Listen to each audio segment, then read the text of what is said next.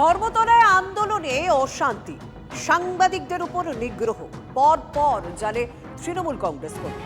সবাই জানে তৃণমূল জামাত মৌলবাদীদের দল। আক্রমণ মুখ্যমন্ত্রী শুভেন্দু অধিকারী।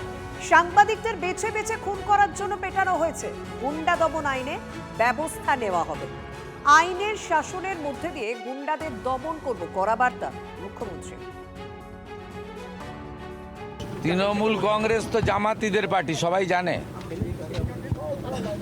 অর্থাৎ জামাতিদের সঙ্গে যোগ থাকবে, এটা স্বাভাবিক। এদের বন্দে মাতরম গাইতেও অসুবিধা, যদিও আমরা বাধ্য করাচ্ছি। জাতীয় সঙ্গীত গাইতেও অসুবিধা। 26শে জানুয়ারি হোক 15ই আগস্ট পালন করতে এদের অসুবিধা হয়।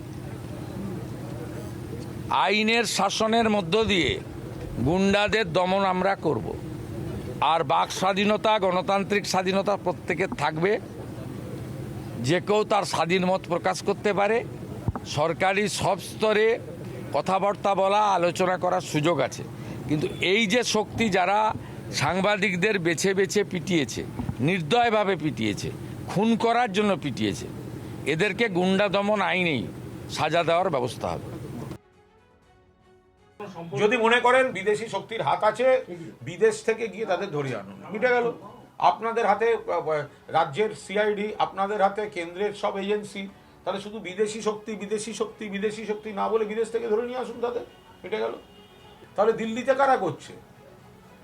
শুভেন্দু অধিকারী যদি বলে থাকেন যে এখানে এরা এই করছে, তাহলে দিল্লিতেও তো সাংবাদিকদের উপর হামলা হলো, দিল্লিতেও তো পুলিশ দমন পীড়ন করলো, দিল্লিতেও তো অশান্তি হলো, সেটা কারা করলো? তাহলে দিল্লিতে সাংবাদিকদের উপর আক্রমণ হলো কেন? আবার কালকে তো আমি একটা ভিডিও দেখলাম, একজন সাংবাদিককে প্রায় নাগরিক সম্বর্ধনা দিচ্ছেন আন্দোলনকারীরা। তাহলে কোথাও একটা তো ন্যারেটিভের বিষয় আছে, কারা গ্রহণযোগ্য হচ্ছে, কারা গ্রহণযোগ্য হচ্ছে না।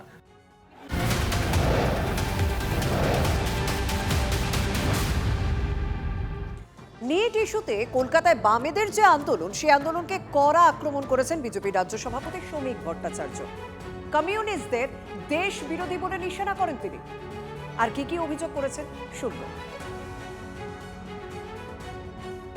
এরা দেশ বিরোধী শক্তি নতুন করে মাথা ছাড়া দিয়েছে। আর এখানে যারা কমিউনিস্ট আছে, যারা এই দেশটাকে টুকরো করেছিল, যারা ভারতবর্ষকে এক রাখতে চায়নি, 28টা টুকরোতে ভাঙতে চেয়েছিল, তারা আজকে পিছনের দরজা দিয়ে এখানে ঢুকেছে। এদের বোঝা উচিত এই সরকারটা শ্যামাপ্রসাদের সরকার, বাবরের সরকার নয়। আমরা পুলিশকে বলছি আইনের পথে চলবে, কিন্তু ভারত তারি টুকরে হোঙ্গে আর কাশ্মীর মাঙ্গে আজাদি, এই কথা বলে কেউ যেন সুস্থ শরীরে বাড়ি না ফিরে যেতে পারে। তার জন্য অন্তত একটা সরকারি হসপিটাল এমার্জেন্সি রেখে ঘুরে যেতে হয়, ওপিডি ঘুরে যেতে হয়। আর জনতা যদি এবার জেগে যায়, এই ধরনের শব্দ উচ্চারণ করলে ভারতের টুকরো হোঙ্গে তাদেরই টুকরো টুকরো মানুষ করে দেবে। শ্রমিক বাবু কমিউনিস্টদের দেশ বিরোধী বলবেন না তো কি দেশপ্রেমিক বলবেন নাকি?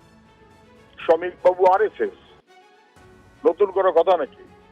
গোটা স্বাধীনতা সংগ্রামে যাদের কোনো ভূমিকা নেই, কমিউনিস্টরা মানুষের সঙ্গে থাকে, গরিব মানুষ, তার ভবিষ্যৎ নিয়ে ভাবনা ভাবে। তার ভবিষ্যতের ভাবনা ভাবাটা ওর কাছে দেশদ্রোহিতা হতে পারে, মানুষের কাছে ওটাই দেশপ্রেম। বিজেপির রাজ্য সভাপতি শ্রমিক ভট্টাচার্য। আমরা যে কলকাতায় বামেদের আন্দোলন দেখেছি নিট ইস্যুতে, সেই ইস্যুতে তিনি কড়া আক্রমণ করেছেন এবং সেই কড়া আক্রমণে পাল্টা উত্তর দিলেন বাম নেতা সুজন চক্রবর্তীও। এই মুহূর্তে আমরা আপনাদের আরো একটা বক্তব্য শোনাবো। কেন্দ্রীয় শিক্ষা প্রতিমন্ত্রী সুকান্ত মজুমদার তিনি কি বলেছেন একবার শুনবো।